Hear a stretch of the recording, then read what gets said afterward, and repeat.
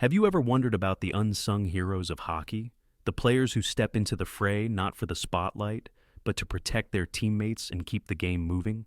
Marc Potvin was one of those men. His name might not echo through the halls of fame like some of the greats, but his story is a powerful reminder of the grit, heart, and hidden struggles that define the sport. Born in Ottawa, Ontario, on January 29, 1967, Marc lived a life deeply intertwined with the ice. From his early days as a promising junior player to his roles as an NHL enforcer, minor league stalwart, and eventually a coach. He was more than statistics and penalty minutes. He was a devoted father to his son Justin and daughter Dianne, a loving husband to Maria, and a cherished brother and uncle whose infectious smile could light up any room. Tragically, his life ended at just 38 on January 13, 2006, leaving behind a legacy that prompts us to reflect on the human side of professional sports. Join me as we explore Marc's journey from the frozen ponds of his youth to the challenges he faced and discover why his story still resonates today. To truly appreciate Marc Potvin's path, we need to look at the Canada he grew up in during the late 1960s and 70s, a nation where hockey was more than a pastime. It was a cultural cornerstone that shaped identities and communities.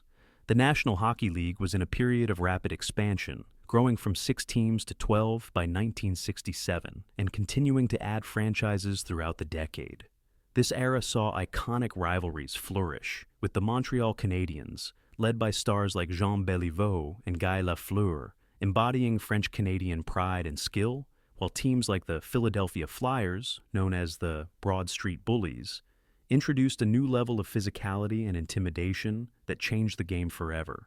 Fighting became not just tolerated, but celebrated, with enforcers emerging as key figures who enforced unwritten codes of conduct on the ice. In Ottawa, the capital city nestled along the Ottawa River, winters were long and harsh, turning backyard rinks and frozen ponds into natural training grounds for aspiring players. The city's hockey scene was vibrant, with local leagues feeding into junior programs that scouted talent nationwide. For the Potvin family, hockey ran in the blood. Marc was the second cousin of Dennis Potvin, a legendary defenseman who was drafted first overall by the New York Islanders in 1973 and went on to captain the team to 4 consecutive Stanley Cup victories from 1980 to 1983. Dennis's brother, Gene Potvin, also enjoyed a solid NHL career, playing over 600 games. These family connections meant that Marc grew up hearing tales of professional glory at family gatherings, perhaps over holiday dinners or summer barbecues, where stories of epic goals, bone-crushing checks, and triumphant championships were shared like treasured folklore. This environment instilled in young Marc a profound respect for the game's demands. In an era before widespread awareness of concussions, chronic traumatic encephalopathy, CTE, and mental health issues, players were expected to embody toughness. The pressure was immense. Kids learned early that success required not only skill, but an unyielding willingness to endure pain, stand up for teammates, and push through adversity. Ottawa's cold climate fostered resilience, with community rinks buzzing with activity even in sub-zero temperatures. Marc, like many of his peers, likely spent countless hours practicing slap shots, perfecting his skating, and engaging in pickup games that mimicked the intensity of professional play. It was a time when hockey equipment was rudimentary, helmets were optional until 1979, and injuries were often shrugged off as part of the job. This backdrop of national passion, family legacy, and cultural expectation molded Marc into a player who valued loyalty and grit above all, setting the stage for a career that would test his limits in ways he could never have anticipated. Marc Potvin's hockey journey began in earnest during his teenage years, where he quickly established himself as a force in junior leagues. Starting with the Elmira Sugar Kings in the Midwestern Junior Hockey League, MWJSHL, for the 1984-85 season, the then 17-year-old right winger showcased a blend of offensive talent and physical edge. In 37 games, he scored 21 goals and added 22 assists for 43 points. But it was his 108 penalty minutes that foreshadowed his future role as an enforcer. These weren't mere infractions. They represented his growing reputation as a player who wouldn't back down, often dropping the gloves to defend teammates or shift momentum in games. The following season, 1985 to 86, saw Marc move to the Stratford Culletons, also in the MWJHL, where he elevated his game further. In 39 games, he tallied 22 goals and a team-leading 43 assists for 65 points, demonstrating improved playmaking ability. However, his penalty minutes skyrocketed to 180, underscoring his embrace of the tough guy persona. These junior years were crucial, teaching him the brutal ballet of hockey fights, calculated exchanges of punches that demanded strength, balance, and strategy. Each scrap was a declaration of loyalty, earning him respect among peers and catching the eye of scouts. After junior hockey, Marc pursued higher education and continued his development at Bowling Green State University in Ohio, joining the Falcons in the Central Collegiate Hockey Association, CCHA, from 1986 to 1990. College hockey provided a structured environment where he could refine his skills amid competitive play. Over 4 seasons, Marc played 148 games, scoring 32 goals and 48 assists for 80 points. But again, his physicality stood out with 402 penalty minutes, a testament to his role as a protector on the ice. In his freshman year, 1986 to 87, he appeared in 40 games, contributing 7 goals, 12 assists, and 94 PIM. By his senior year, 1989 to 90, he had matured into a leader, posting 11 goals, 13 assists, and 114 PIM in 38 games.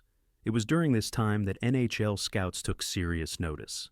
In the 1986 NHL entry draft, at age 19, Marc was selected by the Detroit Red Wings in the 9th round, 169th overall. This late-round pick carried immense pressure.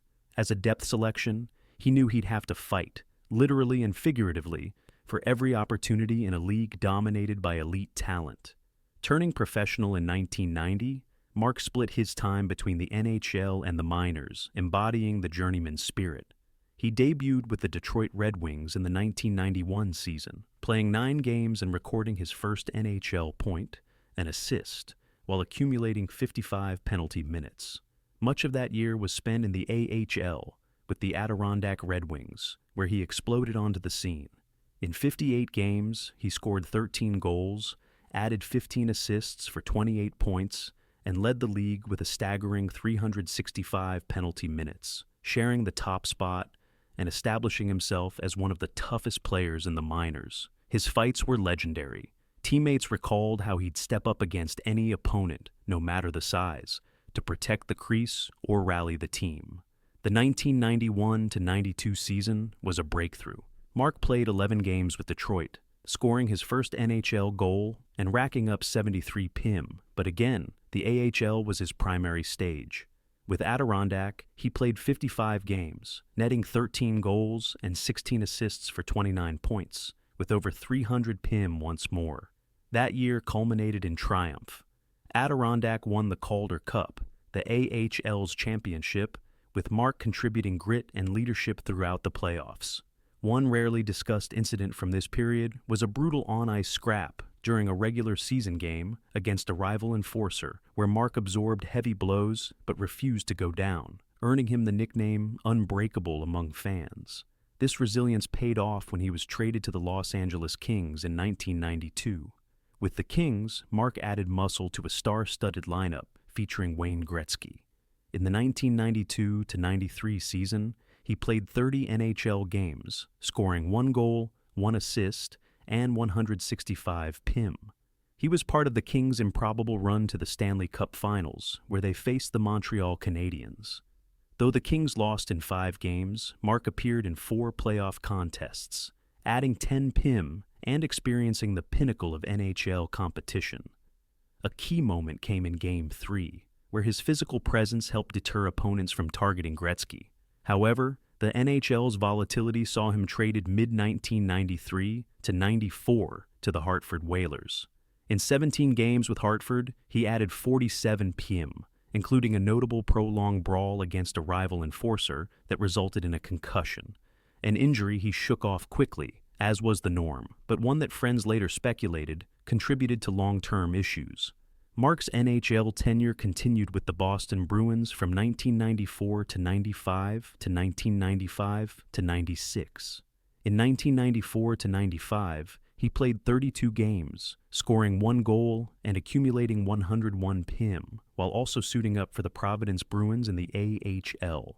39 games, 13 goals, 18 assists, 191 PIM.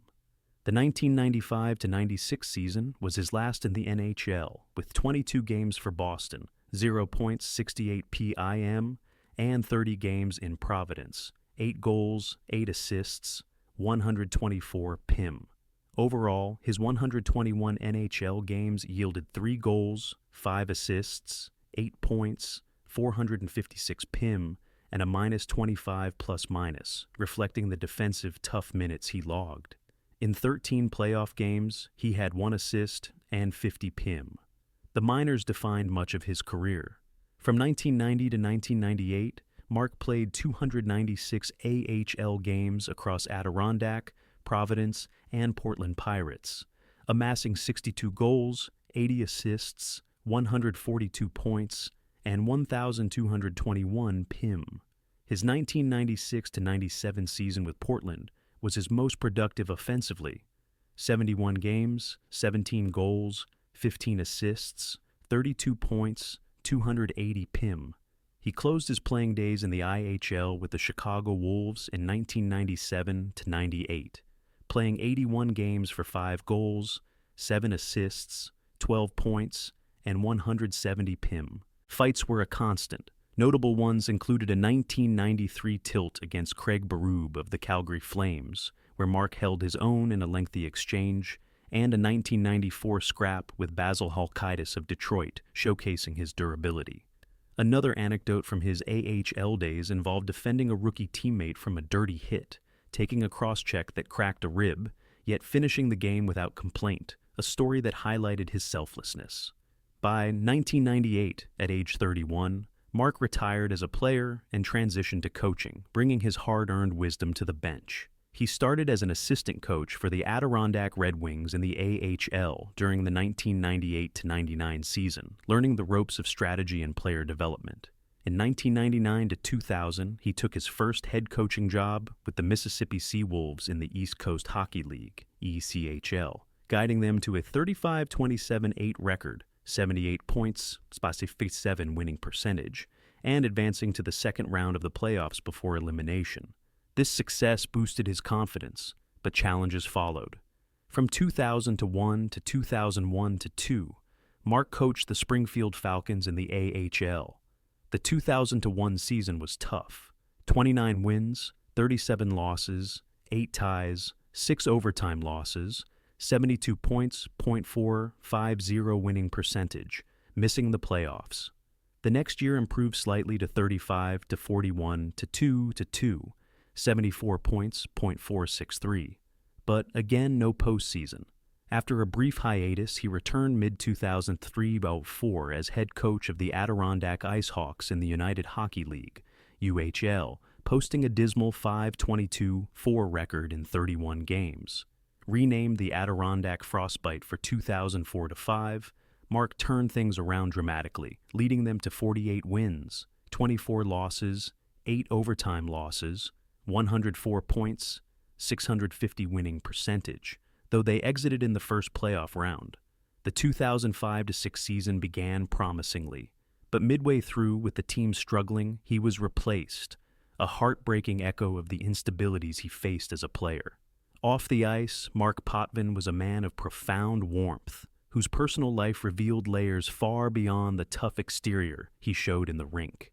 He married Maria, and they built a family in Ohio, welcoming son Justin and daughter Dianne.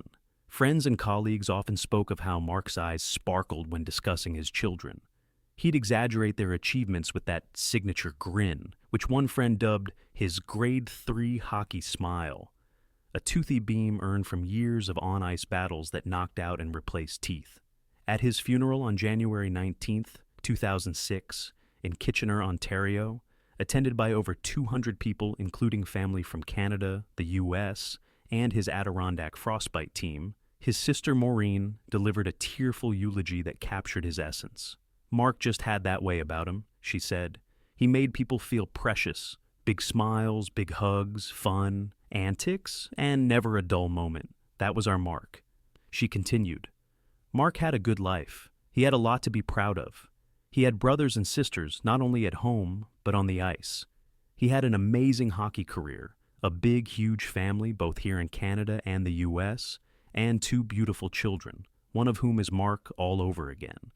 Addressing his kids directly, she added, Dianne and Justin, your daddy was always so proud of you. Every time I talked to him, he talked about you and how much he loved you. He's watching over you, and he's going to be your guardian angel, always.